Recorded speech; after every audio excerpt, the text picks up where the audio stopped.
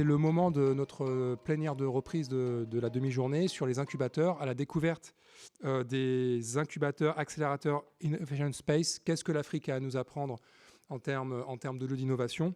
Cette plénière, elle est co-organisée en partenariat avec Afrikinov, qui va modérer cette session, et en particulier Christian Géquinou, qui est le coordinateur d'Afrikinov, et que je vous demande d'applaudir, et qui va me rejoindre, et qui va commencer d'abord par une keynote introductive, qui sera ensuite suivie par un débat avec 5 incubateurs, dont 3 africains, et qu'il vous présentera. Je vous demande d'applaudir Christian.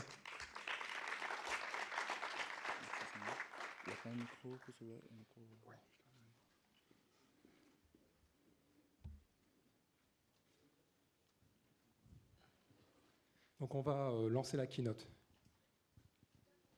Bonjour. On a une très très grande salle, mais elle n'est pas suffisamment remplie. Donc je vais demander, s'il vous plaît, bon, je sais que quand on est confortablement assis et qu'on vous demande de vous lever, c'est toujours un peu compliqué. Je vais demander, s'il vous plaît, à ceux qui sont un peu plus éloignés, si vous pouvez vous rapprocher un peu plus, parce que ça nous donnera moins une impression de vide. Merci pour le mot.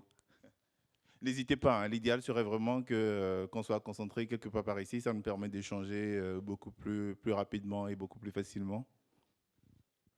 Parce qu'on va surtout échanger avec vous, donc ce serait dommage de... Je ne sais pas, mais quand on est là, nous, on a des projecteurs dans les yeux, on a du mal à voir.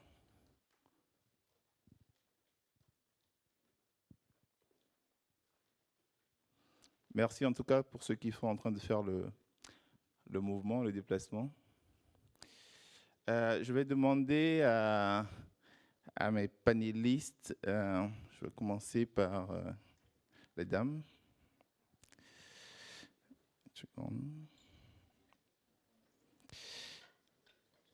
Madame Laurence Olivier de Marseille Innovation. Merci d'applaudir pour elle, même si vous êtes en train de vous déplacer.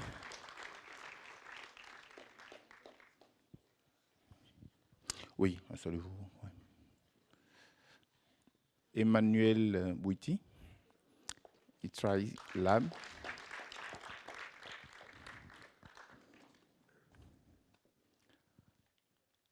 Jean-Patrick Kicha,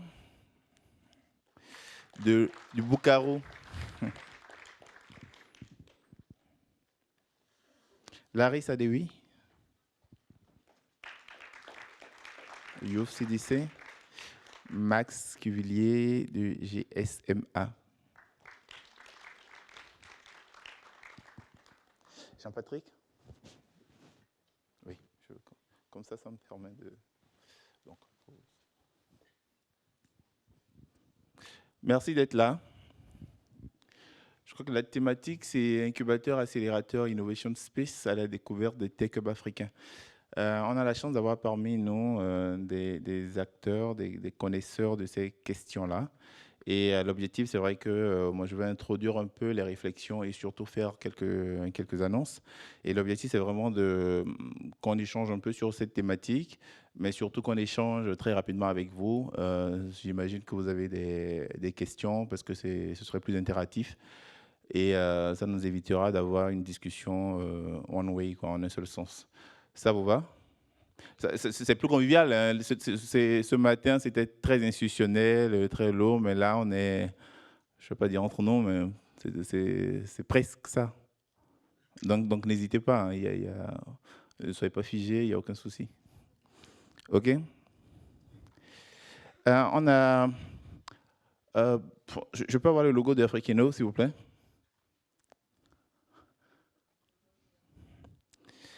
On a beaucoup parlé d'innovation depuis le matin. On a beaucoup parlé de la dynamique d'innovation en Afrique. On a beaucoup parlé de tout ce qui se fait. On a parlé beaucoup de start-up. Mais enfin, j'ai lu quelque part, et je crois que Samir en a parlé aujourd'hui, que Partech Venture disait qu'en 2017, le total des fonds levés par les startups africaines était de 560 millions de dollars à peu près. Et donc, on a estimé que c'est super. Moi, je pense que c'est vrai, c'est génial. Ces 660 millions, surtout quand on compare à l'année précédente où c'était autour de 300 et quelques, donc on a une évolution de l'ordre de 40%, donc on voit qu'il y a une croissance en termes de levée de fonds, ce qui pourrait traduire effectivement une dynamique, donc une dynamique réelle de tout ce qui concerne les startups tech en Afrique. Après, quand on creuse un peu ce rapport-là, on se rend compte que par Tech Mentor, donc ceux qui ont travaillé sur le rapport, ce qu'ils disent, c'est que pour faire cette évaluation, ils tiennent compte principalement des startups qui ont principalement leur marché en Afrique, quel que soit le siège social. Je ne sais pas si ça commence déjà à vous interpeller. Non? Théoriquement, une boîte américaine ou française qui a identifié une problématique quelque part en Afrique, donc qui est basée, je veux dire, je sais pas, en France ou aux États-Unis, qui développe le marché en Afrique, donc qui a levé de l'argent principalement auprès de capitaux américains, c'est comptabilisé. Je ne sais pas si l'inverse aurait été possible. Donc, je trouve pour ma part que c'est vrai qu'il y a une vraie dynamique aujourd'hui sur tout ce qui concerne la tech africaine. Ça, on ne peut pas, à moins de sortir de quelques années de sommeil, on le constate, hein, ça c'est vrai. Mais je trouve aussi, et ça c'est pour ma part, que la manière dont cette dynamique elle est présentée ne correspond peut-être pas toujours à la réalité. Bon, c'est mon avis, on va en discuter tout à l'heure. Et on se dit, mais s'il y a une dynamique, s'il y a des levées de fonds, si on parle de start-up, mais que quand on commence à creuser sérieusement, on a du mal à identifier ces acteurs-là, ces start-up qui qui créent cette dynamique, ou quand on a du mal à les trouver, il y a des programmes qui essayent de lancer des programmes d'accélération, et dès qu'ils commencent à mettre la barre un peu à un certain niveau, on se rend compte qu'on a des difficultés à recruter des start-up de qualité. On se demande, mais il y a un problème quelque part. Pourquoi on n'a pas une quantité significative de startups dans tous les domaines, pas uniquement dans le numérique, pour justement représenter ce dynamisme-là? Et donc, Afrique Innov, notre parti pris a été de dire il est important de travailler sur ceux qui sont en capacité de faire en sorte que ces acteurs, ces startups-là, soient des startups de bonne qualité. Donc, il est important de travailler avec des gens dont le quotidien sera de sélectionner, d'aller chercher des porteurs de projets, de les aider à concrétiser leurs idées, de les accompagner, de les aider à identifier des marchés, de les accompagner dans un processus de développement, de les aider à lever de l'argent éventuellement, etc. Et ces acteurs, nous les appelons des véritables acteurs du changement. C'est des structures d'accompagnement, c'est des incubateurs, des accélérateurs. Nous, on a tendance à dire structure d'accompagnement à l'entrepreneuriat innovant. C'est un terme un peu barbare de SAEI. Et ce sont des acteurs qui, à notre avis, sont des acteurs très, très importants parce que si ces acteurs sont très outillés, s'ils font du très bon boulot, forcément, on aura un peu plus. Bon, on n'a plus de. Alors, bon, oh là là. S'ils font du très bon boulot, on aura de meilleures startups, tout simplement. C'est vrai ou pas? Si vous pensez que ce n'est pas le cas, dites-moi tout de suite. Hein. Je vous ai dit que ça va être très informel, on ne va pas faire une présentation. C'est vrai ou c'est pas vrai? Très vrai. Merci Jean-François. Et donc, Afrique Innov a décidé de travailler sur ces acteurs-là, donc les structures d'accompagnement. Donc, Afrique Innov, c'est quoi? C'est un programme de renforcement de capacité des structures d'accompagnement à l'entrepreneuriat innovant, principalement en Afrique. Qu'est-ce qu'on fait principalement? On travaille sur du renforcement de capacité de ces acteurs. Aujourd'hui, on a parmi nous, bon, je vais en reparler peut-être tout à l'heure, on a parmi nous une trentaine de structures qui viennent d'une quinzaine de pays d'Afrique qui sont au quotidien au contact de ces startups qui les accompagnent et qui font du très bon boulot. Vous êtes dans la salle? Ah oui, c'est timide. Donc, nous, on essaye, nous, de les accompagner, d'accompagner ces structures d'accompagnement. Donc, on est accompagnateur de structures d'accompagnement. On essaie de les accompagner et justement sur des volets tels que la formation, renforcement des capacités. On développe des outils. On va revenir sur un point spécifique tout à l'heure. On travaille aussi à la mise en place d'un dispositif de financement d'amorçage, donc le Fonds Afrique Innov, qu'on est en train de tester dans un certain nombre de structures aujourd'hui. Et enfin, on travaille sur un référentiel de labellisation, où on a travaillé sur un référentiel de labellisation. Et pourquoi on est là aujourd'hui aussi? On a décidé de participer à Emerging Valley parce que pour nous, depuis qu'Afrique Innove est née, donc en octobre 2016, on a passé du temps avec ces acteurs à construire, à créer du contenu. Aujourd'hui, on est en mesure d'avoir une plateforme, un outil qui s'appelle Ubora, mais aussi toute une plateforme pour accompagner réellement des porteurs de projets. Et on a eu droit ce matin à une formation sur ça. Cet outil va permettre à ces acteurs de sélectionner des porteurs de projets, de les accompagner, d'avoir un tableau de bord de où est-ce qu'on en est dans l'accompagnement, de générer des indicateurs de succès. Parce que la grande difficulté, quand vous vous rapprochez d'une structure d'accompagnement qui existe depuis 2-3 ans et que vous lui demandez depuis 3 ans, combien de projets vous avez accompagnés, combien d'emplois ont été créés, quel est le chiffre d'affaires cumulé, on a du mal à avoir ces indicateurs-là. Donc, il est important d'avoir des outils de qualité pour faire ce travail. Aujourd'hui, ces outils existent parce que nous les avons développés, parce que nous avons travaillé avec ces acteurs-là pour les développer. Et nous sommes en mesure de vous annoncer qu'aujourd'hui, via la plateforme Afrique Innove, on a accès à un certain nombre d'outils, un centre de ressources, un outil pour accompagner des porteurs de projets, un outil pour gérer des événements. Et ça, je pense que ça mérite, pas pour nous, mais pour ces acteurs qui sont avec nous aujourd'hui, des applaudissements.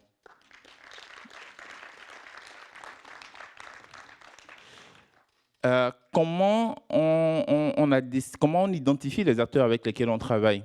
Donc, j'ai dit tout à l'heure qu'on a aujourd'hui avec nous une trentaine de structures d'accompagnement. On s'est rendu compte à un moment donné, et on va en parler dans le panel de tout à l'heure, qu'on parle beaucoup d'un certain nombre de hubs d'innovation en Afrique, et les chiffres, ça varie d'un acteur à un autre, mais assez souvent, c'est des chiffres très importants, 300, 400 hubs d'innovation en Afrique. Quand on commence à creuser et qu'on essaye de pousser un peu pour savoir qui fait quoi véritablement, qui est qui accompagne quoi, on a du mal à identifier ces 400 hubs. On a véritablement du mal. Donc, ce qu'on a fait, on a demandé aux acteurs qui nous contactaient, on leur a dit, on va juste vérifier 4 choses. Et si vous remplissez ces 4 critères, si vous êtes en capacité de nous justifier ces 4 points, vous rentrez, vous adhérez à la communauté Afrique Innove. Pour nous, c'est 4 points très basiques. La première chose, c'est de vérifier que l'acteur qu'on a en face est légalement constitué, donc que ce soit une société ou une association, peu importe, mais n'exerce pas dans l'informel, c'est important. Le second point qu'on a cherché à vérifier, c'est que l'acteur qu'on a en face a des équipes, au moins 2 personnes, pour accompagner des porteurs de projets. C'est la moindre des choses si je dis que je suis un accompagnateur. Le troisième point qu'on a cherché à vérifier, c'est que l'acteur qu'on a en face accompagne véritablement des porteurs de projets, parce que c'est vrai que ça peut paraître un peu paradoxal de se dire je suis un incubateur, mais finalement, quand on commence à chercher mais quels sont les projets que tu accompagnes, on ne les trouve pas. Je n'accompagne que moi. Paradoxal. Donc, on essaie de vérifier ça. Et donc, quand on vérifie ces différents points, on se dit, pour nous, c'était très basique, hein, finalement. Ça nous permet juste de nous assurer que le partenaire avec lequel on va travailler, sur les différents outils dont j'ai parlé tout à l'heure, qui va bénéficier de nos différents dispositifs de formation, on va s'assurer en tout cas d'avoir un partenaire crédible en face. Donc pour nous, ça devrait être une formalité. Mais on s'est très vite rendu compte que ces 4 points, enfin j'ai dit 4 points, j'en ai cité 3, enfin l'existence des locaux physiques, donc un lieu dédié à l'accompagnement, pardon. Et on s'est très vite rendu compte que ces points qui, pour nous, paraissaient basiques, n'étaient finalement pas si évidents que ça. Et donc aujourd'hui, depuis qu'on a lancé cette dynamique-là, pour formaliser la communauté Afrique Innove, on a 25 acteurs qui ont formalisé aujourd'hui leur adhésion à la communauté, alors qu'on dialoguait avec environ 90 acteurs. On les a pourtant relancés. Donc, vous voyez déjà qu'il y a un souci quelque part. Et on a continué à travailler aussi sur ces questions, puisque c'est des questions sur lesquelles on est depuis pas mal de temps. On a eu la chance, avec le soutien de quelques partenaires institutionnels, la Banque mondiale notamment, l'OIF aussi, de capitaliser un peu sur tout ce qui a été appris depuis 2 ans maintenant dans ces environnements-là. Donc aujourd'hui, nous avons un guide hein, sur un guide très pratique sur l'accompagnement à l'entrepreneuriat en Afrique. On a commencé à le distribuer aujourd'hui. Je ne sais pas si certains d'entre vous l'ont déjà, bon, à part les structures d'accompagnement. Est-ce qu'il y en a qui l'ont vu? Non? On a un stand juste dans le hall d'exposition. Donc, n'hésitez surtout pas à y aller après cette table ronde. Et vous aurez accès à ce guide-là. Il est distribué depuis aujourd'hui seulement, donc vous l'aurez en avant-première. On l'a fait grâce à Elodie Anf, qui est dans la salle, que je vous prie de saluer, qui a fait un excellent travail et qui nous permet aujourd'hui d'avoir de la matière, hein, quelque chose sur lequel, quelque chose qui peut informer les acteurs, aussi bien des décideurs publics que privés, mais d'autres types d'acteurs, sur tout ce qui est fait dans cette dynamique-là pour accompagner des porteurs de projets. Donc, je voulais juste faire ces quelques annonces, poser un peu le débat. Je vais rejoindre les panélistes. J'espère que je n'ai pas été trop long. Si?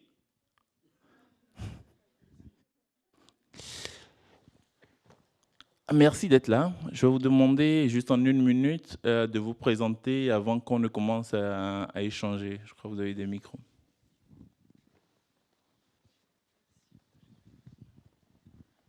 Enfin, vous pouvez commencer, peut-être pas... Oui. Bonsoir tout le monde. Merci de m'inviter à ce panel-là, Christian. Moi, c'est Laris Adewi. Je suis directeur exécutif et cofondateur d'un incubateur au Togo qui s'appelle YouCDC.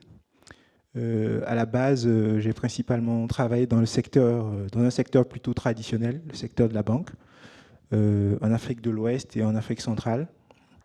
À côté de ça, j'étais également actif dans un think tank panafricain qui s'appelle l'Afrique des idées, donc qui regroupe une centaine de membres de plus de 30 nationalités, présents aussi bien en Afrique que sur les autres continents. Donc j'en ai été directeur du bureau du Togo, puis ensuite directeur de l'international. Voilà, donc j'ai été au cours de ma carrière, aussi bien au cours de ma carrière qu'au cours de mes expériences associatives, au contact de jeunes entrepreneurs et au contact des problématiques de financement des jeunes entreprises, donc des startups ici. Merci. Bonjour, je suis Laurence Olivier. Oui, ça fonctionne. Je suis Laurence Olivier, je suis la directrice générale de Marseille Innovation. Marseille Innovation, c'est un réseau de 4 pépinières d'entreprises technologiques et innovantes à Marseille. Donc notre métier au quotidien est d'accompagner les entreprises innovantes en phase de démarrage sur un temps long, donc c'est-à-dire pendant 4 ans, sans prise de participation et sur l'ensemble des volets de développement dont a besoin l'entreprise pour se développer, se pérenniser et créer des emplois sur le territoire. OK. Donc, bonsoir à tous. Merci Christian. Merci à tous d'être là et de nous donner du temps. Donc, je m'appelle Emmanuelle Guitti et je suis chargée d'un programme d'accélération qui s'appelle EtriStars, qui est initié par un Tech Hub, un incubateur qui est Trilabs, qui est au Bénin. Et j'ai travaillé principalement en Afrique de l'Ouest et je suis originaire d'Afrique centrale, donc un petit peu depuis quelques années en Afrique centrale sur les questions d'accompagnement aux entrepreneurs, mais aussi à la mise en place d'espaces de hub d'innovation. Donc je suis ravie d'être avec vous. Donc EtriLabs, c'est un programme d'accélération. EtriLabs, c'est un tech hub, un écosystème. Nous, aujourd'hui, on le définit plutôt comme un écosystème d'innovation qui travaille à faire émerger une nouvelle génération d'entrepreneurs collaboratifs qui sont vraiment pour la co-création et l'échange. Et EtriStars, en fait, c'est un programme intensif qui dure 4 mois. Quand on veut, comme étant l'un des meilleurs en Afrique de l'Ouest, qui va accompagner les startups, les entrepreneurs, tech principalement, à booster la croissance de leur entreprise, mais aussi à les préparer à la levée de fonds. Donc voilà, je suis ravie de passer ce temps-là avec vous. Bonjour à tous, Max Cuvelier, je travaille pour la GSMA, qui est l'Association internationale des opérateurs de téléphonie mobile. Donc vous pouvez vous demander ce que je fais là. Mais en réalité, la GSMA a un certain nombre de programmes de développement sur des sujets divers, allant de l'agriculture, la santé, et en particulier deux programmes dont je suis en charge qui accompagnent des startups et des projets en Asie-Pacifique, mais majoritairement en Afrique. L'un sur des problématiques très spécifiques qui sont l'accès à l'eau, l'énergie et l'hygiène, et l'autre qui est un programme un petit peu plus large d'accélération virtuelle de start-up en Afrique et en Asie, qui s'appelle Ecosystem Accelerator. Donc on travaille aujourd'hui sur la partie eau, énergie, sanitation avec une 50aine de projets, et sur la partie Ecosystem Accelerator dont je parlerai aujourd'hui, avec 24 projets et bientôt une douzaine de plus qu'on annoncera d'ici 2 semaines. Okay. Bonjour à toutes et à tous. Je suis Jean-Patrick Ketcha, responsable et cofondateur d'un incubateur qui s'appelle, d'une structure d'accompagnement à l'entrepreneuriat qui s'appelle le Bukaru et qui est basé à Douala au Cameroun. Nous nous sommes créés sur le principe, en tout cas sur l'idée fondamentale, que les Camerounais ont beaucoup de problèmes et qu'il faut les aider, et il faut les aider à mieux vivre. Et donc nous avons placé l'humain au centre de notre démarche. Comment est-ce que les enfants vont mieux aller à l'école? Comment est-ce que les Camerounais vont mieux se soigner? Comment est-ce que les villes vont mieux se construire? Comment est-ce que on va mieux se nourrir? Et face à ça, nous avons décidé de considérer les jeunes, c'est-à-dire les moins de 40 ans, qui sont 80% de la population africaine et donc camerounaise, comme le pivot de cette nécessaire prise de conscience que nous sommes, nous, Africains, Camerounais, notre propre chance, c'est-à-dire notre devise, et que nous devons mettre en œuvre tout ce qu'il faut pour collectivement, collaborativement, mieux vivre. Et nous existons depuis 2 ans, et donc voilà, et on a principalement travaillé pour l'instant sur l'environnement, parce que au Cameroun, c'est très difficile. Et là, on a testé aussi notre méthode d'accompagnement, et là, on va essayer de sortir quelques champions nationaux et internationaux. Voilà. Merci Jean-Patrick. Alors, je vais commencer par Max. Je me permets de te tutoyer, on est en mode start-up, je peux? Avec plaisir. Merci Max. Moi, j'ai vu que GSMA est quand même, tu l'as dit tout à l'heure, très présent, indépendamment de l'association, très présent. Peut-être que je vais me lever, c'est encore plus simple. Non, c'est sympa. Très présent sur ces questions-là de l'accompagnement des écosystèmes de l'entrepreneuriat. Je crois qu'il y a aussi un mapping, j'ai parlé tout à l'heure de mapping des tech hubs qui a été fait.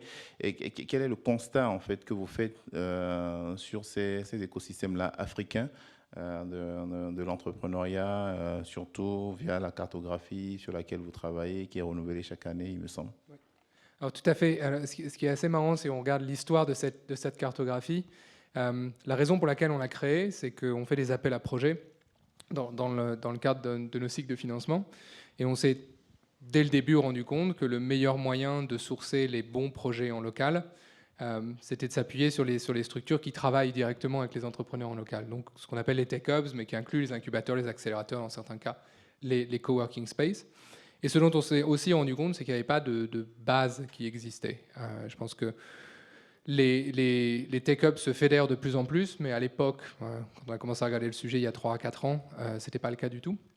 Il y avait une base créée par la Banque mondiale qu'on trouvait pas mal, qui était une base assez solide sur laquelle travailler.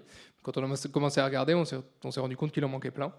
Et donc on a fait ce travail pour nous, en fait, de créer une liste, et on l'a partagée pour information.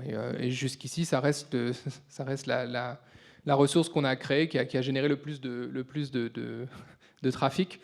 Parce qu'on s'est rendu compte qu'en fait, il y avait un vrai trou dans le marché que tu expliquais tout à l'heure, je me permets de te tutoyer aussi, qui est justement de connaître quels sont les acteurs en locaux, et quand on veut aller faire un projet au Bénin, quand on veut aller faire un projet au Togo, à qui sont les plus crédibles et qui sont les gens qui travaillent sur le terrain. Et donc on a fait ce travail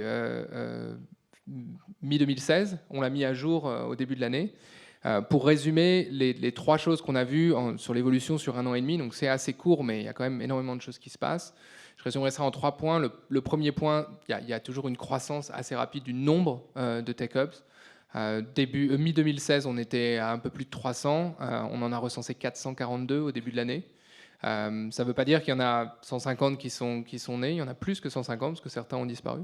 Ça, c'est la première chose. Il y a une croissance, et cette croissance, elle n'est pas uniquement au Kenya, au Nigeria, en Afrique du Sud. Cette croissance, elle est aussi dans d'autres marchés où on voit des doublements, des triplements du nombre de tech hubs. La deuxième chose, ce dont on se rend compte quand on creuse un tout petit peu plus, il y a une réalité de recherche de modèles économiques qui est assez compliquée. qui vient aussi du fait qu'il y a de plus en plus de structures, donc il faut trouver un bon modèle économique. Mais la quantité d'acteurs qui sont là pour financer ce genre de choses-là, ça pose un problème dans un certain nombre de cas.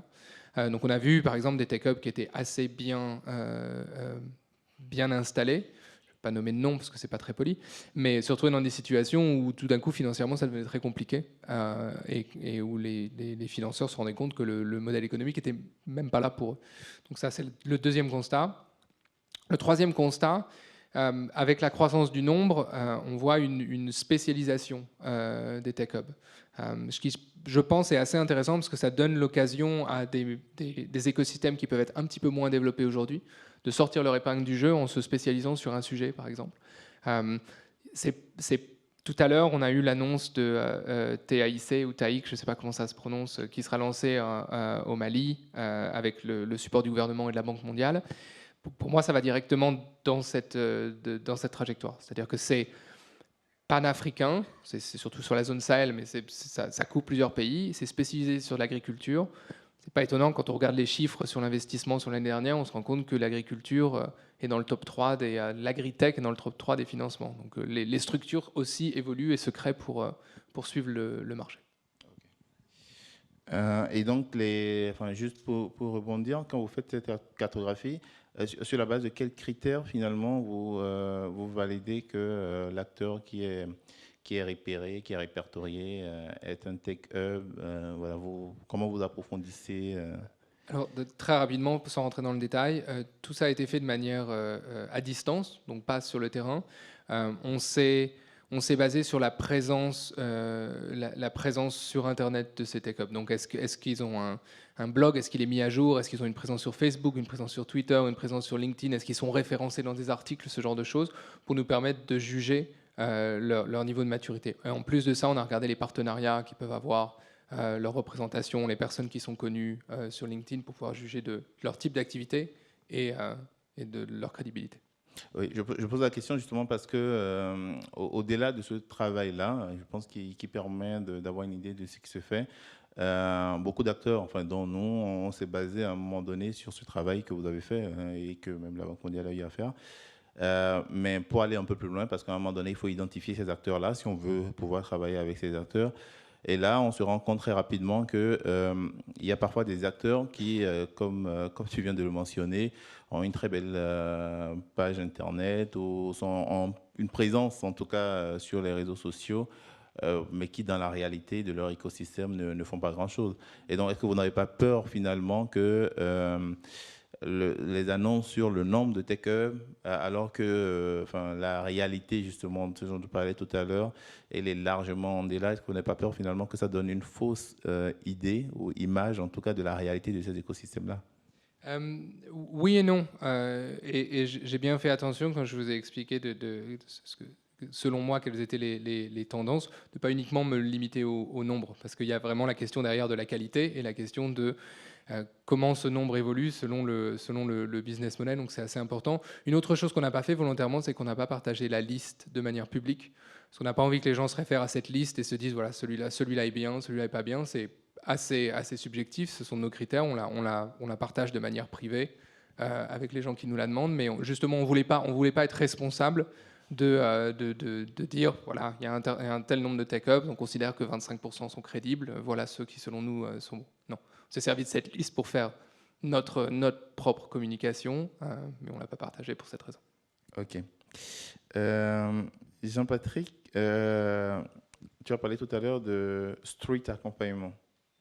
Street accompagnement ou quelque chose comme ça. Ah non, ok, d'accord, j'ai mal entendu. Oui, mais je voulais dire, quel est finalement le rôle d'une structure comme le Bukaru dans l'écosystème camerounais dans l'accompagnement des porteurs de projets? Alors, nous, on a eu une manière un peu disruptive d'arriver sur le marché parce qu'on s'est rendu compte, quand on parlait d'innovation, on parlait de tech et tech. Il faut savoir qu'en Afrique, il y a deux choses. Il y a d'abord la fracture numérique dont on parle tout le temps, mais il y a la fracture énergétique. Et puis, il y a tout un tas de besoins basiques. Des besoins basiques qui sont autant de freins pour les entrepreneurs eux-mêmes qui se lancent et pour un environnement qui ne les accepte pas forcément. Alors, en Afrique, on a commencé à parler de start-up de manière un peu marketing. C'est-à-dire, c'était le nouveau truc à la mode. C'est-à-dire, il faut être dans la start-up, chaque politique, une phrase. Il fallait, en fait, c'est à qui prononcer le plus le mot start-up dans sa phrase et dans son discours pour dire non, on est avec les jeunes, on les connaît bien. Et, alors que rien du tout. Et ça pose un problème, ça pose un double problème, c'est que les jeunes qui sont lancés, les premiers, qu'il faut féliciter parce qu'ils se sont quand même lancés, se sont lancés dedans pour dire que, vous voyez, moi aussi je fais ça. Je suis un gars, j'ai ma start-up, je suis CEO. Donc alors il y avait une espèce de CEO-tite aigu au Cameroun, où c'était le nombre de likes sur Facebook, sur LinkedIn, etc. Alors nous on arrivait en disant, première chose, c'est que si tu n'identifies pas, dans le triptyque basique, tu n'identifies pas un problème, ce que tu fais ne vaut pas, ne vaut rien, parce qu'il y a des problèmes basiques. Les gens se sont mis à se lancer déjà dans une tonne d'applications qui ne servent à rien du tout. Alors qu'à côté, il n'était pas capable de résoudre le problème de comment est-ce que tel quartier va gérer un problème d'inondation, ou l'autre, comment est-ce que dans telle ville, on enlève beaucoup d'enfants qui vont à l'école à pied, etc. Alors on arrivait avec cet esprit de dire, les gars, redescendez sur Terre, les Camerounais ont beaucoup de problèmes, il faut s'y consacrer, et de dire de l'autre côté au gouvernement, parce qu'on a un côté un peu lobbying qui est poussé, juste de formation, donc forcément j'étais dans cette partie un peu négociation, c'est de dire, vous avez des jeunes qui sont capables d'identifier les problèmes qu'il y a dans les quartiers, parce que qui de mieux qu'un jeune qui habite un quartier peut savoir où se situe la zone où la route va s'affaisser, qui va créer une inondation, et l'élève qui doit prendre ses cours le soir ne pourra pas apprendre. Donc on a cette mission-là, on s'est donné cette mission-là, qui est en fait une mission d'idéation, pour repartir un peu vers la base. Maintenant, la tech vient pour optimiser la manière dont on va résoudre un problème, mais c'est d'abord identifier les problèmes avant tout. Et donc c'était un peu ce travail de réveil-là. Et je pense qu'avec d'autres acteurs comme Spaces au Cameroun, on a réussi à repartir vers ça. Et maintenant, en bon Camerounais, on est au début en fait, de la construction de notre écosystème. Et là, c'est le vrai travail qui commence. Avant ça, il fallait laver tout un tas de choses et justement guérir tous ces jeunes qui se lancent de leur CEO-tite. Okay. Donc c'est ce qu'on a fait pendant 2 ans, quoi. Okay. Donc la CEO-tite aiguë du Cameroun. Laris Adewi, vous avez créé ou tu as créé Youth CDC. Tu peux me dire dans quelles conditions ça a été fait? Parce que dans ton parcours tout à l'heure, tu disais tu as fait la banque. Apparemment, bon, de toute façon, il est habillé comme un banquier, hein, donc ça se voit tout de suite qu'il vient de la banque. Donc, a priori, tu étais, on va dire, destiné ou voué à une carrière de financier plutôt confortable. Mais à quel moment on se dit j'ai envie de créer une structure où on a un problème sur un modèle économique à trouver, des clients qui ne sont pas toujours solvables. Donc, dans quelles conditions Youth CDC a été créé? Merci pour ta question. En effet, je viens d'un milieu plutôt classique.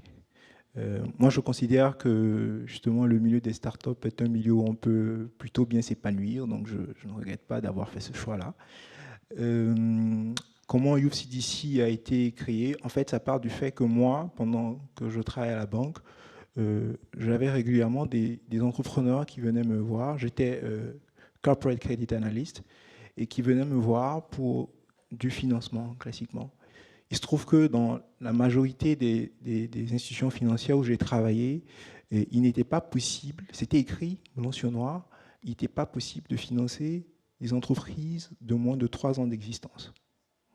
Donc on avait beau avoir des états financiers, avoir des ratios qui rassuraient, on ne pouvait pas financer des entreprises de moins de 3 ans d'existence.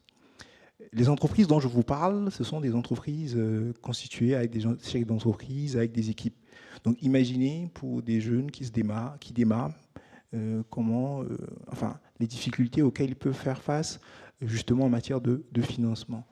Donc, ayant pris conscience de ce défi-là et étant moi-même régulièrement au contact des jeunes entrepreneurs, parce que parallèlement, j'ai dit que j'appartenais à un think tank, donc j'organisais régulièrement des conférences sur des thématiques et des jeunes venaient me voir pour justement comprendre comment est-ce qu'ils pouvaient avoir accès au financement.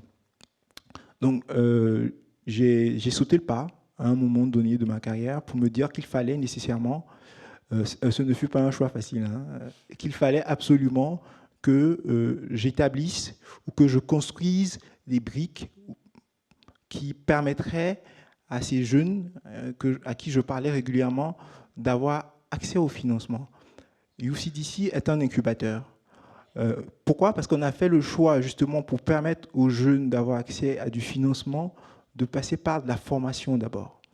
Parce que quand vous parlez à des investisseurs, les banques ne sont pas normalement les principaux interlocuteurs de ces jeunes entrepreneurs. C'est des modèles de financement plus innovants qui, normalement, sont adaptés pour ces acteurs-là. Il se trouve que, justement, même pour ces acteurs, ils considèrent que les jeunes n'ont pas la formation nécessaire ou ne comprennent pas forcément les méthodologies nécessaires pour avoir accès à leur financement. L'autre caractéristique, et je pense que c'est la caractéristique principale pour laquelle on a décidé de passer par la formation, c'est que les startups ou les entreprises, les jeunes entreprises en Afrique sont souvent des entreprises familiales. Donc, du coup, elles ne sont pas très ouvertes. On parle souvent de capital investissement, on parle de modèles de financement innovants. Ce qu'il faut comprendre avec ces modèles, c'est qu'on est obligé d'ouvrir son capital, on est obligé de collaborer en tant qu'entrepreneur avec des acteurs qui n'ont pas la même culture que nous, qui ne voient pas les choses de la même manière que nous. Et donc nous, justement, passer par la formation, on considérait que c'était le meilleur moyen pour faire passer le message et permettre aussi parallèlement aux acteurs du financement de faire passer justement leur message au travers de notre programme et d'inoculer le bon virus aux jeunes entrepreneurs et leur permettre justement de grandir et avoir accès au financement. Voilà. Je ne sais pas s'il y a de bons virus, mais bon, en tout cas, on a compris. Emmanuel, tu as parlé tout à l'heure de Etristar. Donc là, on a un modèle d'incubateur qui est parti sur une logique d'accompagner des porteurs de projets pour qu'ils accèdent à un financement parce qu'il est issu d'un milieu où il se rend compte qu'il y a une incapacité pour ces acteurs-là à accéder du financement. Jean-Patrick a parlé de l'environnement, de la situation où il y a une si otite aiguë qui fait que finalement, on a des gens qui ne créent pas des entreprises pour apporter des solutions à leur communauté, mais plus par effet de mode finalement. Vous lancez un programme d'accélération de Tech Hub. La différence, c'est quand même que vous êtes très focalisé sur du développement d'affaires, hein, oui, du tout business à fait, development, sur la partie justement. Business Mais dans ces conditions-là, d'abord pourquoi ? Donc, est-ce qu'il y a suffisamment de projets intéressants pour entrer dans cette logique ? Donc, parlez-nous un peu de Etristar. Pourquoi est-ce qu'il y a suffisamment d'entreprises ? Je dirais non. Après, il y a suffisamment d'idées. Je pense que pour ceux qui viennent en Afrique et rencontrent un peu les gens dans l'écosystème, à mon avis, il y a autant de CEO, de porteurs de projets que de jeunes Africains. Personne n'a envie de... On ne croit plus au modèle où il faut aller travailler, être fonctionnaire, heureusement. Et on se dit, il faut créer notre entreprise, malheureusement. Donc, il y a autant d'idées. Après, la question n'est pas d'avoir l'idée ou de commencer quelque chose, c'est comment est-ce que tu la pérennises ? Comment est-ce que tu en fais un business et comment est-ce que tu vides cela ? Donc, Etristar, en fait, est une réponse à ça. Ce qu'il faut savoir, c'est que nous, on existe depuis 2009 dans un écosystème qui est le Bénin, qui n'est pas comme aujourd'hui, donc où on rencontre des problématiques même de connectivité. Enfin, il y a tellement de contraintes qu'on a dans nos jeunes écosystèmes qui font qu'au fil des années, en fait, on a eu des succès, mais on a eu aussi beaucoup d'échecs. On a appris de tout cela. Donc, Etristar vient un peu une réponse à ça. Pourquoi ? Parce qu'aujourd'hui, quand on est une jeune start-up, quand on décide de lancer son produit, que ce soit une application, arrivé à un moment, il faut penser à comment est-ce qu'on la rentabilise, comment est-ce qu'on trouve le modèle économique qui est adéquat, comment est-ce qu'on le développe, comment est-ce qu'on passe du MVP à une version V1, V2 et qui soit parfaite et qui aujourd'hui génère du revenu. Pour ça, on a besoin de compétences. Comment est-ce qu'en tant que jeune entrepreneur, on démarre quelque chose dans sa chambre ou dans sa communauté, mais on ne sait pas comment est-ce qu'il faut faire pour en faire un business. On a besoin d'accompagnement, mais un accompagnement structuré. On l'a tous dit ici, il y a de plus en plus de tech-up, c'est la mode, enfin c'est vraiment la mode. Tout le monde a envie de faire un incubateur. Finalement, un coworking devient un incubateur, un tiers-lieu devient un incubateur. Enfin, c'est vraiment la tendance et quelquefois on s'y perd. Après, le rôle des structures comme les nôtres, c'est vraiment d'accompagner, mais d'accompagner de manière vraiment structurée. Donc nous, ce qu'on a fait aussi, c'est avec le recul, parce qu'on a commencé par un modèle Startup Garage, où on a identifié des projets, on a été confronté à des levées de fonds où à la dernière minute, il y a des investisseurs qui ne nous suivaient pas. On a été contacté par des fonds aux États-Unis et d'autres qui étaient intéressés, mais qui n'avaient pas en face d'eux une team forte, une équipe forte, un fondeur, un vrai fondeur, et qui dit j'embarque pas avec vous parce que moi en tant qu'investisseur j'investis dans l'entrepreneur et pas forcément dans la solution.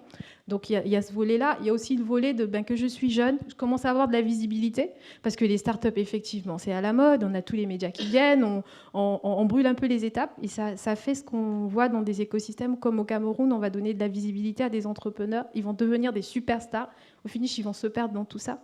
Donc c'est aussi on a besoin de rassembler les anciens, de rassembler ceux qui ont une expérience, un parcours, pour échanger avec les plus jeunes, pour justement en faire des modèles qui comprennent. Donc ça passe par du mentorat, et c'était des éléments qu'on trouvait importants et qu'on a décidé avec Ethristars, enfin Ethrilabs a décidé avec Ethristars de ramener ça comme une réponse. Je ne vais pas parler de financement, effectivement, la problématique de financement est là, mais j'ai envie de dire, parce que je le vois tous les jours, ma première cohorte a été un casse-tête. Ça a été juste une expérience, je m'en souviendrai, je pense toute ma vie, à 70 ans, je m'en souviendrai.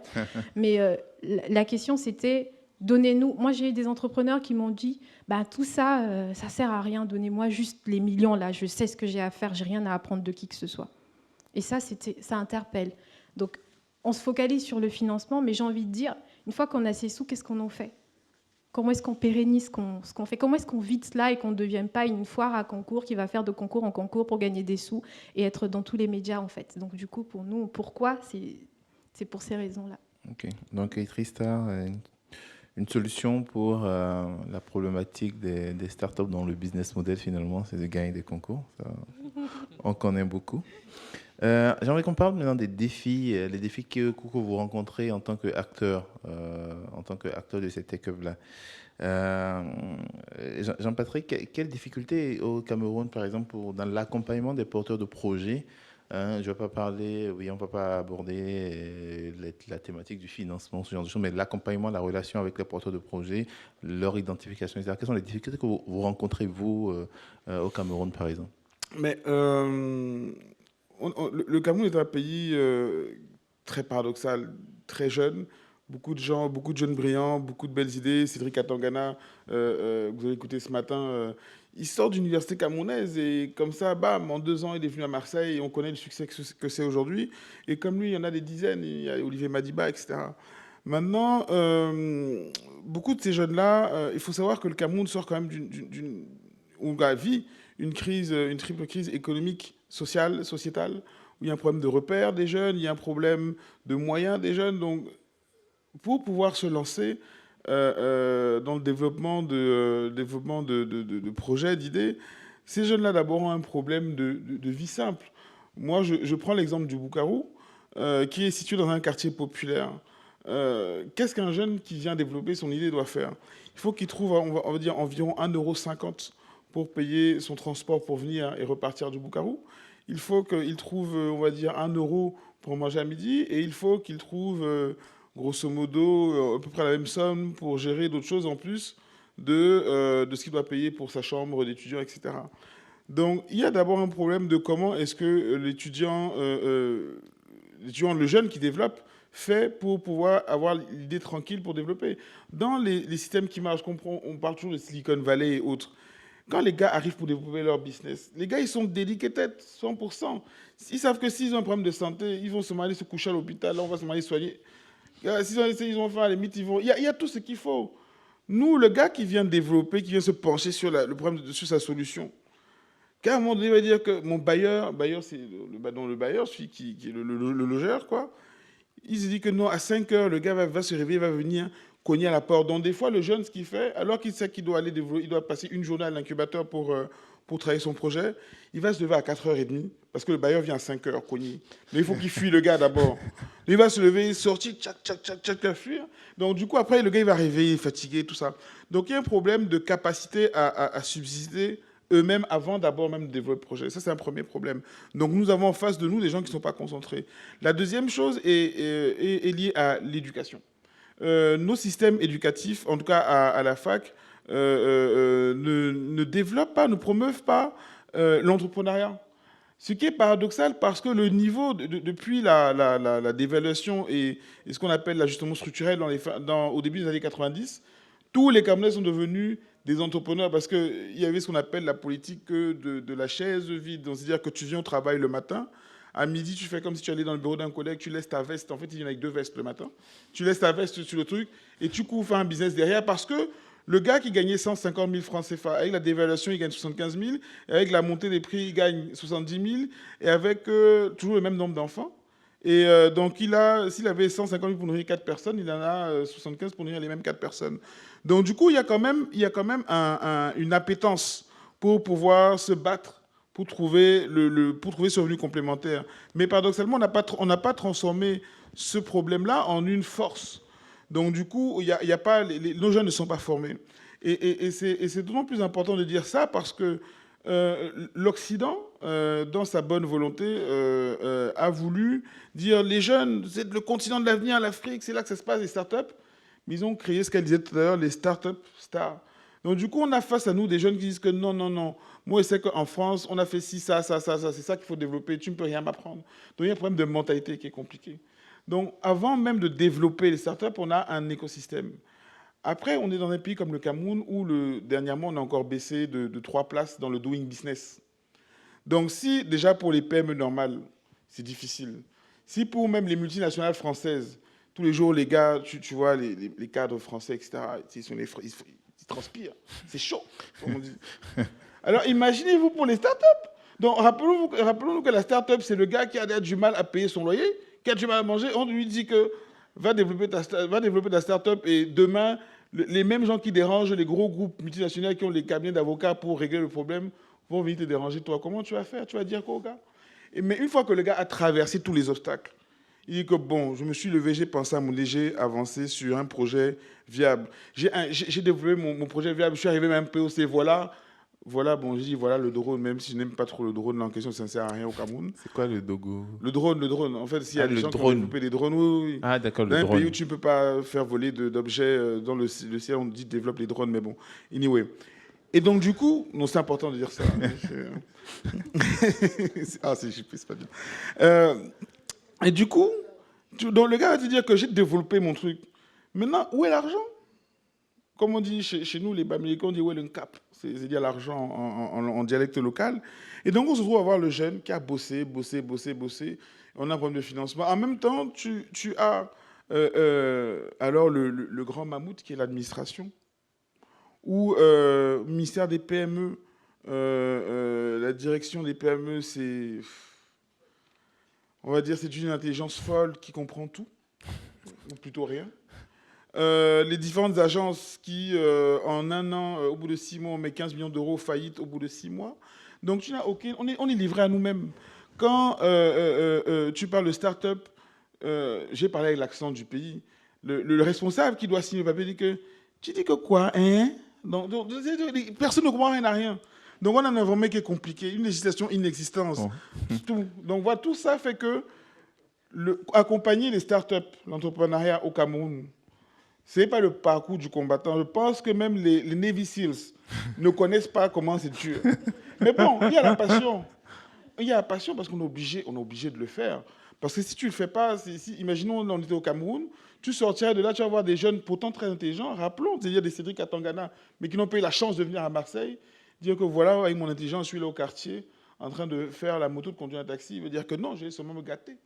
Donc du coup, on est obligé de le faire, mais on fait... Merci à Afrique Innov de nous avoir donné les moyens d'essayer de le faire intelligemment, sans beaucoup d'argent. Bon, on espère que l'argent va arriver d'ailleurs. Hein. Non, il faut le dire. Non, il faut dire si on ne dit pas les vraies choses. Mes collègues sont là. Si vous ne mettez pas le cap, l'argent sur la table à un moment donné pour qu'on fasse ce vrai travail, tu vas dire, on va dire que mes Christian, tes gens que tu as amenés à Marseille dernière, là, on a regardé pendant 1 an, 6 enfants, on a vu que le résultat est bizarre. Mais le résultat est bizarre parce qu'il faut mettre, comme les Ivoiriens, le brou, il faut mettre l'argent sur la table. Voilà. Avant de mettre l'argent, c'est comme les startups, il faut renforcer les capacités. Hein, donc, avant de mettre l'argent, il faut renforcer les capacités, n'est-ce pas? Non, il faut renforcer les capacités, ça c'est sûr. Oui, mais c'était juste parce que si on lui donne le micro, on va pas y arriver. J'ai envie de demander à Laurence, quand on entend tout ça, vous dirigez un hub d'innovation, Marseille Innovation, on n'est pas forcément dans le même contexte. Je ne pense pas que les jeunes Marseillais rencontrent autant de difficultés. Peut-être que si, je ne sais pas. Qu'est-ce que ça vous suscite comme réaction finalement quand vous dirigez un incubateur dans un écosystème français, marseillais, et que vous entendez les difficultés qui sont rencontrées par des acteurs de ces écosystèmes-là en Afrique? Alors, je dirais qu'il y a beaucoup de similitudes quand même. Alors pas forcément sur des questions de territoire ou de sociologie ou sur le plan social, mais on a parlé de starification, on l'a connu aussi, hein, la starification de la start-up. Ce mot employé sans cesse et sur un nombre de fois le plus important possible dans une phrase, on l'a connu aussi parce qu'il y a aussi un effet de mode derrière la start-up. Nous, on essaie de s'engager au quotidien à Marseille Innovation à essayer surtout d'aider à développer des entreprises. Voilà, au-delà de la start-up. La start-up, c'est pour le côté tech. On l'emploie nous-mêmes hein, très régulièrement, ce mot-là, et je vais l'employer beaucoup de fois, je pense, là, aujourd'hui. Mais on retrouve quelque part les mêmes comportements. Alors, il y a ce côté starification, il y a l'accès au financement aussi. Même si l'écosystème, en tout cas marseillais et plus globalement régional, est quand même bien pourvu, on a beaucoup aussi d'initiatives, d'accélérateurs, d'incubateurs. Alors moi, je suis plutôt partisane il n'y en aura jamais assez. Pourquoi ? Parce qu'à un moment donné, ces acteurs-là, de toute façon, vont finir par se positionner et trouver aussi, et quelque part être utile pour chacun des projets et pour chacun des besoins. Donc oui, je ne ferai pas autant d'humour que vous, mais j'aurai quelques anecdotes à raconter aussi. Alors vous parliez de Cédric.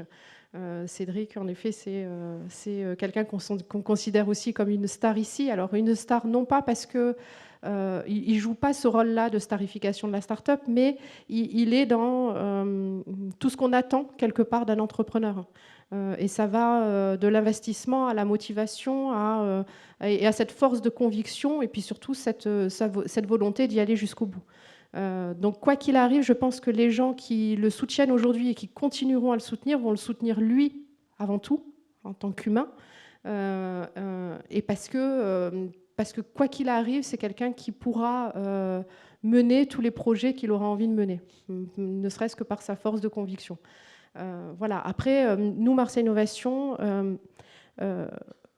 notre métier au quotidien, c'est d'aller chercher, et c'est une des autres contraintes que vous rencontrez aussi, mais que nous rencontrons aussi, c'est de les aider à aller chercher leurs premiers clients. Puisque quand on crée une entreprise, c'est pour avoir des clients en face. Donc ça, c'est pour la partie vraiment accompagnement, aller chercher le premier client tout en allant chercher le premier euro de fonds levé pour aller plus vite. En tout cas, pour essayer d'aller le chercher plus vite, ce client. Après, en amont, là aussi, il va falloir qu'on revoie quelque part nos critères de sélection. Alors oui, il y a l'innovation, oui, il y a l'équipe, oui, il y a les hommes, oui, il y a le projet. Mais un des critères qui devient prédominant aujourd'hui à Marseille Innovation, c'est ce que vous disiez tout à l'heure, c'est le bon sens. C'est-à-dire, pourquoi je crée une entreprise, pour qui, pour quels besoins, à quoi je réponds. Et c'est quelque part aujourd'hui un des critères qui devient, je pense, prédominant par rapport aux autres chez nous, quand on sélectionne en effet les startups que nous allons accompagner. Des startups qui ont un impact sociétal, on va dire. Alors ça aussi, la donne a beaucoup changé ces derniers temps. En effet, on a quand même de moins en moins de chefs d'entreprise, enfin de futurs entrepreneurs qui cherchent à tout prix la fortune. Il y en existe encore, puis une entreprise est là pour, à un moment donné, vendre un bien ou un produit. Je pense qu'ils veulent faire fortune tout en créant un impact. Donc il ne faut pas éliminer le côté financier, puisqu'ils créent avant tout leur propre emploi, ils vont créer des emplois aussi et répondre aussi à un besoin, mais ils cherchent à avoir un impact de plus en plus. Ok. Laris, on a parlé des différentes difficultés. On est revenu très rapidement, on est passé très rapidement sur les difficultés liées au financement. En 2 ou 3 minutes, vous avez d'abord créé UCDC parce que vous vous êtes rendu compte, à Lomé en tout cas, qu'il y avait au Togo, donc il y avait cette difficulté-là pour certains acteurs de pouvoir accéder à du financement bancaire parce que vous êtes issu de la banque. Mais depuis que ça a été lancé, UCDC, est-ce que c'est une solution pour le problème? Est-ce que les acteurs qui sont accompagnés par UCDC arrivent à avoir de l'argent? Si oui, auprès de qui? Sinon, pourquoi? Merci. Avant de répondre très précisément sur cette question, parce qu'on n'a pas que cette difficulté, on a également une autre difficulté, et je rebondis sur ce qu'a dit Laurent, c'est l'accès au marché. Une jeune entreprise qui se lance, en réalité, elle a besoin pas que de financement, elle a besoin d'avoir accès à des marchés. Et c'est ça qui peut lui apporter le cash flow nécessaire pour se lancer. Bon, la bonne nouvelle au Togo, c'est que le gouvernement, depuis début d'année, a voté une loi qui permet où 40% des marchés publics sont désormais accessibles aux jeunes, dédiés exclusivement aux jeunes. C'est quoi les jeunes? Il y a une tranche d'âge de moins de 40 ans. Ah, donc c'est précisé. Voilà, donc ça c'est aussi le plaidoyer des acteurs comme nous auprès de ces institutions qui permet de faire bouger les lignes dans le bon sens. Pour répondre à ta question, sur la question la problématique du financement, je dois dire que on est jeune déjà, il faut savoir qu'on existe en réalité depuis 1 an et demi, bientôt 2 ans.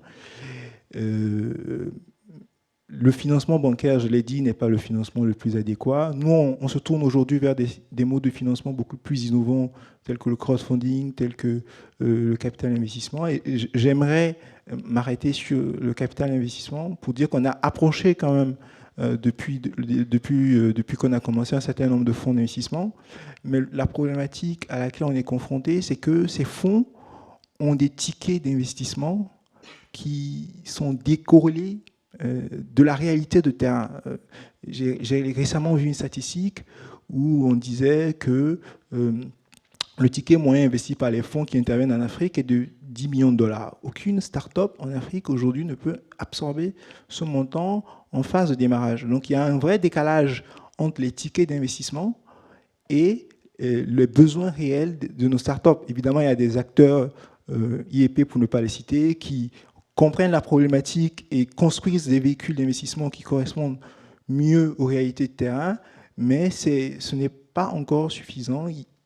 Il me semble qu'il faudrait continuer par travailler là-dessus et construire des véhicules d'investissement qui correspondent le mieux aux besoins du marché. Il faut savoir qu'en Afrique, on a 90% du secteur privé en Afrique est composé de PME. Donc si on a des tickets d'investissement de 10 millions, je ne sais pas à qui on s'adresse. Voilà. Ok. Mais juste pour une idée, quand vous dites qui correspond le mieux au marché, on parle de quoi comme montant environ qui serait adéquat? Bon, pas 10 millions, mais on est sur quoi comme ticket moyen dans le cadre d'un marché comme le marché du Togo, par exemple? Je sais qu'il y a des fonds qui comprennent la problématique, qui aujourd'hui ont construit des véhicules qui permettent d'investir, de descendre jusqu'à 30 000 euros, par exemple, en phase d'amorçage. Donc, c'est déjà un bon début, à mon avis. OK. Bon, je précise que le Fonds Afrique Innove est sur des logiques d'intervention entre 10 000 et 30 000 euros. Même si tout à fait. J'ai manqué de citer Afrique Innove, effectivement. OK. On va peut-être parler en termes de quelles sont les solutions qu'on apporte finalement à ces écosystèmes-là. J'ai envie de demander à Mas, qu'est-ce que GSM a fait pour appuyer, parce que tu as parlé de différents programmes d'accélération pour les startups.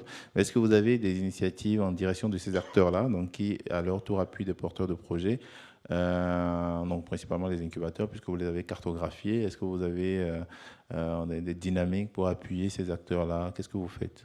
Alors, on ne travaille pas directement, on ne fait pas un appui direct aux tech hubs, aux incubateurs ou aux accélérateurs, pour un certain nombre de raisons. La raison majeure, selon nous, c'est que c'est des structures qui connaissent très bien les écosystèmes et les environnements locaux et qui, selon nous, ont besoin d'un partenaire local pour grandir. On est par définition, parce qu'on est une organisation internationale, on est un programme à distance, entre guillemets. Et au départ, ça faisait partie des deux modèles qu'on avait regardés. On avait regardé un modèle où on travaillait directement avec des startups qui étaient à un niveau où elles pouvaient passer à l'échelle avec le bon soutien, la bonne visibilité, les bons partenaires. C'est le modèle vers lequel on est parti. Un autre modèle où on aurait travaillé directement avec des tech hubs. Ce qui est assez intéressant aujourd'hui, c'est que ce modèle qu'on avait mis de côté parce qu'il était aussi plus difficile à mettre en œuvre. C'est pour ça qu'il y a des structures spécifiques comme Afrique Innov qui le font à plein temps.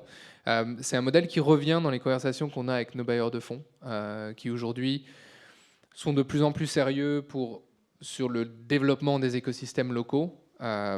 C'est encore très centré, malheureusement, sur le Nigeria, l'Afrique du Sud, le Kenya, mais qu'ils essaient d'utiliser comme hubs régionaux plutôt que juste développer l'économie locale. Et c'est des modèles sur lesquels on est interrogé aujourd'hui en disant est-ce que vous seriez prêt à le faire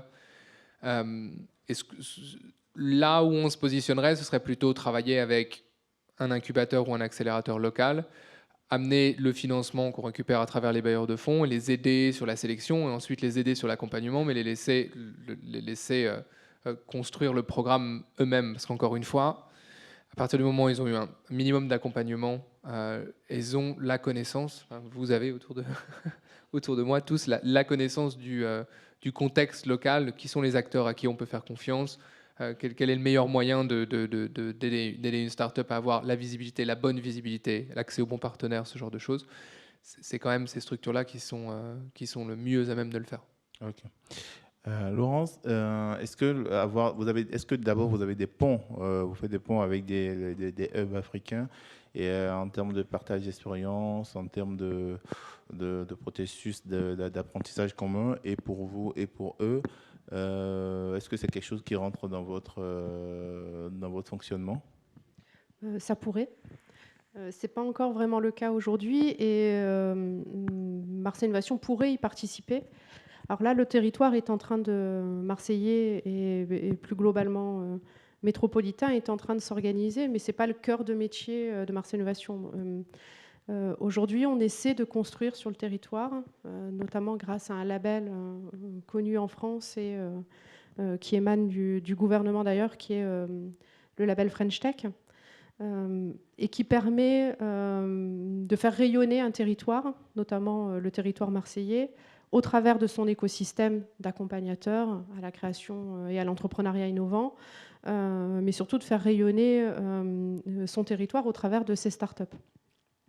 C'est au travers de ce type d'initiative en fait que aujourd'hui, et c'est notamment la feuille de route de l'équipe actuelle, de créer des ponts à l'international et notamment sur des focus, sur un focus très important qui est l'Afrique, parce que on est aux portes, on est voisins, et ce serait dommage de ne pas le faire et qu'on ne l'ait pas fait plus tôt, même d'ailleurs. Voilà. Après, sur le territoire est en train de naître aussi, et là ça émane des collectivités, une structure qui sera localisée à la Cité de l'Innovation, face à la mer et au port, qui va devenir un hub, en effet, qui va permettre aussi ce pont et permettre l'échange de bonnes pratiques entre les incubateurs, accélérateurs français, métropolitains ici pour Marseille et internationaux. Et enfin, il existe aussi d'autres objets. Vous y serez, je pense, tous demain matin. C'est The Camp, qui a aussi cette vocation-là, quelque part, d'aller chercher aussi des projets utiles, qui ont du bon sens, issus du bien commun et dans une logique en effet internationale. The Camp aujourd'hui est une structure qui accompagne, alors sur des programmes très courts, mais qui permet en effet à une start-up africaine ou issue d'une autre zone géographique du monde de venir tester en fait depuis la France le marché français ou le marché européen. Donc tout ça est en train de se construire. Marseille Innovation en fera partie. Et bien évidemment, Avec plaisir. Ok. On va prendre quelques questions. Ouais, j'imagine que vous en avez.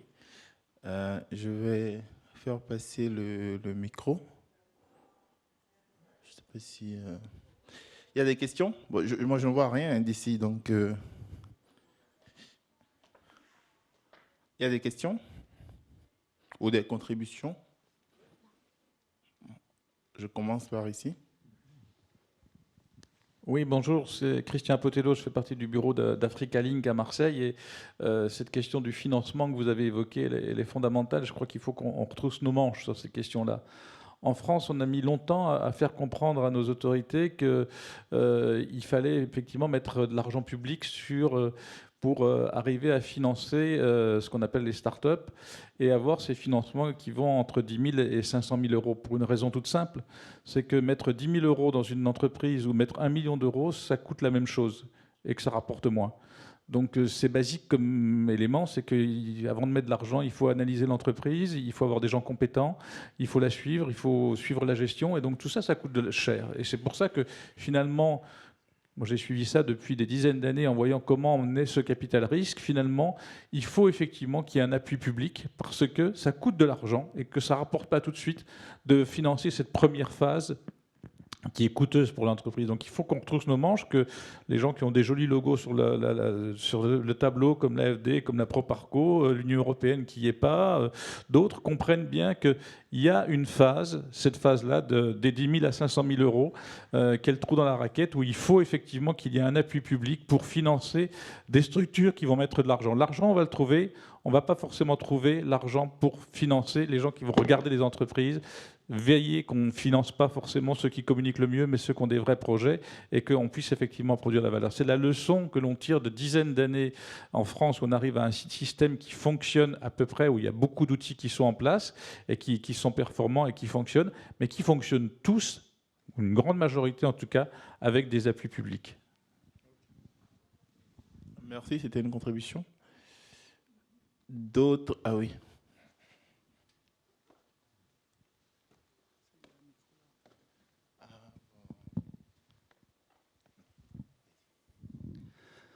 Bonjour à tous, Olivier Personix, Martin Factory. Juste une info pour contribuer, puis après une question. Je suis un des relais d'un fonds d'investissement francophone qui est en train d'être finalisé et qui est à la recherche de projets intéressants à financer. Et effectivement, dans le cadre de ce fonds d'investissement, qui essentiellement, les contributeurs, c'est des family office du Canada, de Belgique, France, etc. Il y a plusieurs, on va dire quelques centaines de millions d'euros qui sont envisagés sur l'Afrique francophone d'investissement. Et en fait, pour chaque projet, notre rôle à nous, comme à d'autres gens comme nous sommes spécialistes plutôt des startups et des incubateurs, c'est d'apporter le coaching, on va dire l'accompagnement des créateurs qui vont bénéficier des investissements pour s'assurer qu'ils ont toutes les ressources et les moyens de mettre en œuvre convenablement leur stratégie et de les épauler chaque fois que c'est nécessaire. Et je crois que c'est aussi une philosophie désormais des fonds d'investissement qui se crée, de ne pas seulement dire on est des banques qui ont mis de l'argent, mais on met notre nez aussi dans le business et on apporte des ressources complémentaires et même on oblige à ce qu'elles soient mises en place en même temps, de manière à sécuriser le système et à donner toutes les chances au projet de progresser. Par ailleurs, je souhaitais savoir si, alors même si aujourd'hui on a, Laurence, merci d'être là comme tout le monde, mais pour le lien entre les incubateurs et les sites de la région et les sites en Afrique, est-ce qu'il y a, à votre connaissance, pour les autres intervenants, des liens forts et des synergies qui sont organisées entre les incubateurs et accélérateurs africains, entre eux et notamment entre pays? Je suis intervenu, moi, dans le cadre de Meet Africa, sur la formation finale à Tunis, sur notamment l'internationalisation des startups qui se créent. Et mon premier message, c'est de dire on s'internationalise en vendant d'abord aux pays voisins. Mais pour ça, il est très, très important d'avoir le soutien non seulement de son propre accélérateur, mais du coup de bénéficier de celui du voisin. Est-ce que du coup, il y a ces passerelles qui sont créées en même temps, et pas seulement avec des accélérateurs ou soutiens incubateurs et autres européens? Quels sont les liens déjà existants entre vous? Je réponds en même temps. Ouais. Bon, merci pour la question qui permet peut-être de repréciser un peu. Afriquinno, c'est un réseau de structures d'accompagnement africaines, comme j'ai dit, mais principalement, c'est aussi pour permettre à ces acteurs-là de se connaître, d'échanger de bonnes pratiques, de travailler ensemble. On travaille aujourd'hui avec le soutien de certains autres partenaires à développer des programmes du type de soft landing pour permettre à des startups qui sont accompagnées dans un pays de pouvoir développer du marché dans un autre pays parce que leurs incubateurs respectifs sont dans le même réseau sans forcément qu'il y ait un surcoût. Les ateliers de formation qui sont organisés, bon, c'est vrai qu'on en fait un certain nombre au cours de Emerging Valley parce qu'on a la chance de les réunir ici, mais il y a quelques mois, on était au Burkina Faso pour le faire. Donc, c'est d'abord une dynamique entre ces acteurs pour mieux travailler ensemble avant d'être une dynamique, parce qu'elle est importante aussi avec l'Europe, parce qu'il faut s'internationaliser, parce qu'il faut rencontrer d'autres partenaires à l'international. Mais moi, j'avais une question pour vous. Votre fonds d'investissement, c'est quoi les tickets? En fait, on disait, la question était, il n'y a pas de projet à 10 millions. Le problème, c'est lorsqu'on a un investisseur qui met 50 000 ou 100 000, à l'étape suivante, il faudra mettre plus l'année d'après ou un an et demi après pour passer à une étape suivante, et s'il est capable de suivre ou pas. Donc les investisseurs de ce fonds d'investissement peuvent effectivement, sur un projet donné qui sera en croissance forte, aller jusqu'à 1 million d'euros sur plusieurs années, le deal étant signé dans la durée. Ça veut dire que les premiers tickets sont entre 50 et 200. Et qu'ensuite, parce que sur des projets qui sont là envisagés au Sénégal, au Mali, Côte d'Ivoire ou d'autres pays d'Afrique francophone, pour ne pas parler de l'Afrique du Nord, où là c'était déjà très engagé, mais effectivement, ces tickets-là sont ceux qui sont en train d'être mis en place. Et aujourd'hui, d'ailleurs, s'il y en a qui s'intéressent, on est en train de nourrir le flux, donc il y a encore des places à prendre, il y a encore des choses à faire. Donc le fonds est déclaré à l'AFD, à l'AMF, je veux dire, etc. C'est totalement sécurisé, ça s'est préparé depuis le mois d'avril, donc c'est bien lancé maintenant. Et effectivement, derrière, ces investisseurs, ce fonds est capable de dire maintenant si le projet qui est né au Sénégal, mais qui a un marché mondial, a besoin de 500 000 euros pour passer à la phase mondiale, eh ben, il y aura accès à ces 500 000 euros, ils existent. Voilà. Mais les premiers tickets sont entre 50 et 200 et c'est largement suffisant. Mais encore une fois, je pense que Christian parlait de trous dans la raquette, y compris en PACA, mais en Provence-Alpes-Côte d'Azur, même si maintenant ça va mieux. Mais à un moment donné, moi qui dirigeais les pépinières ici à Aix, on se plaignait qu'il y avait des petits tickets, il n'y avait pas les moyens, il y avait les gros. Aujourd'hui, avec les outils qu'il y a dans la région, en France, on arrive à faire le pont. Mais c'est important, quand on a des investisseurs au début, de s'assurer que si je réussis mes premières étapes de mon démonstrateur et mes premiers clients, est-ce que derrière, ça ne va pas être très compliqué d'avoir les investisseurs suivants et je n'ai pas d'un seul coup un trou d'air dans mon développement? Il faut faire attention à ça aussi. Donc d'avoir des investisseurs capables de suivre, c'est quand même essentiel. Merci. D'autres questions?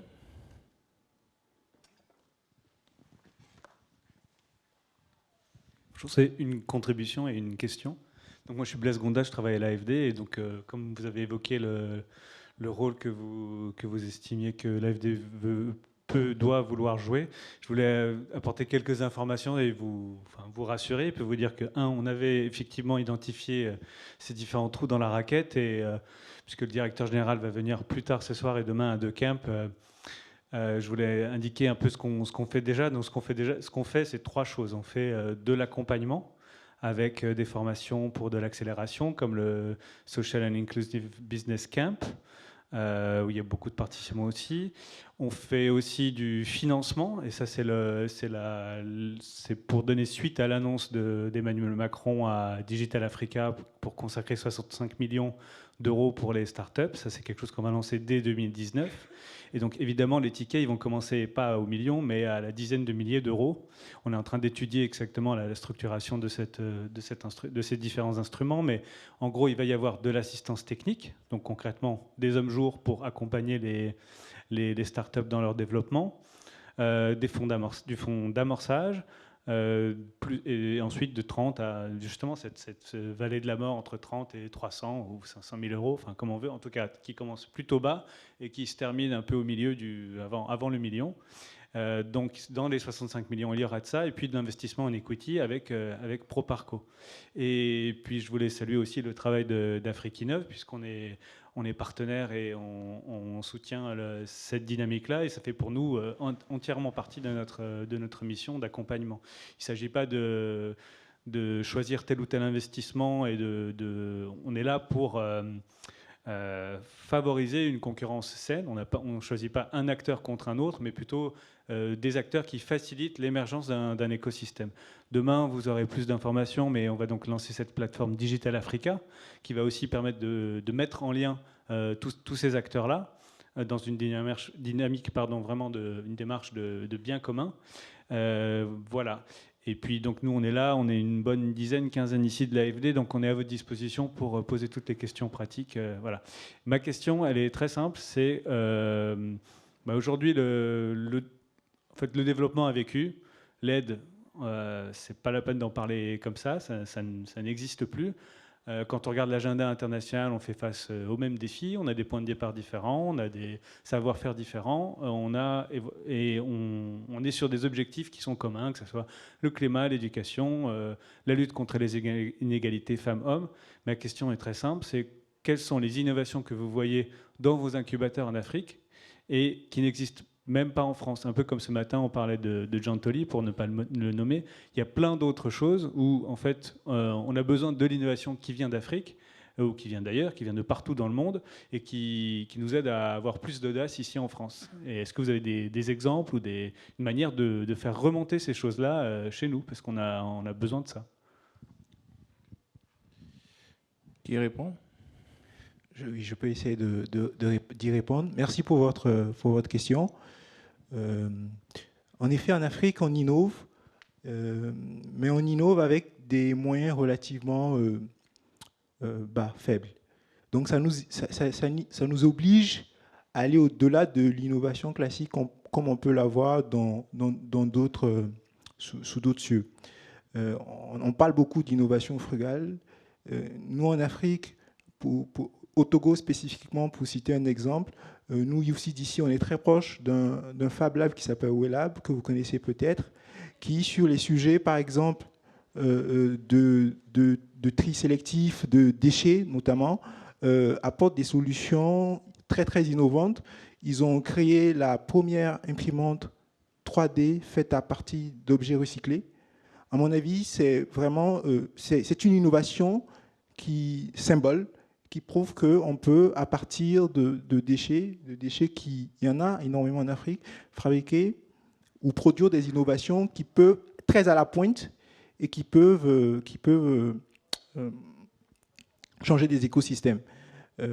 Pour parler spécifiquement de notre incubateur UCDC, on innove également dans bien des secteurs, mais des secteurs qui se rapprochent beaucoup des problématiques du quotidien que nous rencontrons, notamment en termes d'accès aux services de santé. On a des plateformes qui permettent de regrouper des professionnels de santé, d'y avoir accès, et donc justement de permettre à des personnes qui sont dans des zones reculées de discuter avec des professionnels, ces professionnels-là, ces professionnels de santé.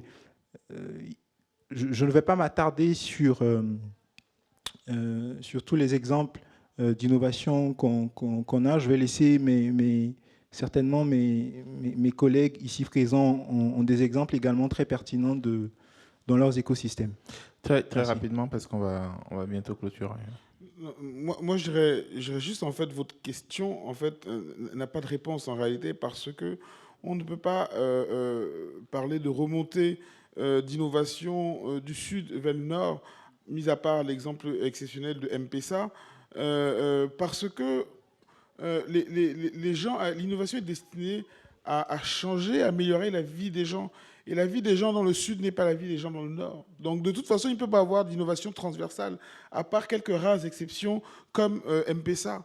Donc, on ne peut pas dire qu'on va cette logique de dire qu'on va faire de l'innovation pour influencer un autre écosystème qui est de l'autre côté du globe, il faut arrêter avec ça. Parce que c'est ça qui fait que l'innovation dans le sud n'est même pas bonne, parce qu'on essaie de se dire, on se laisse influencer par l'innovation qui vient du nord, alors qu'elle ne correspond pas à un contexte. En réalité, il n'y a pas de réponse à votre question, à part des rares exemples, parce que l'élève, tout simplement, on a une image très simple. L'élève en 6e qui fait 4 km à pied au Cameroun parce que le prix de l'essence est trop cher et que ses parents ne peuvent pas payer le taxi n'est pas la même chose que l'élève français qui fait 5 km à pied à Paris, qui ne risque pas de se faire cogner comme à Douala et le risque que ça prend. Donc, il n'y a pas vraiment de comparaison à voir. Il ne faut même pas qu'il y ait. Il faut une seule chose. Et peut-être la seule comparaison serait de dire que sur la base de comment nos sociétés traditionnelles se sont développées, c'est-à-dire avec les problématiques du clan, de la tribu qui étaient réglées par ceux qui avaient la capacité de le faire, donc l'humain au centre, s'il y a une influence à avoir, c'est montrer à l'innovation au nord qu'il faut qu'elle mette beaucoup plus l'humain au centre et pas la volonté d'innover comme ça de manière... Merci beaucoup. On me fait Juste pour ajouter très rapidement là-dessus, quelques secondes.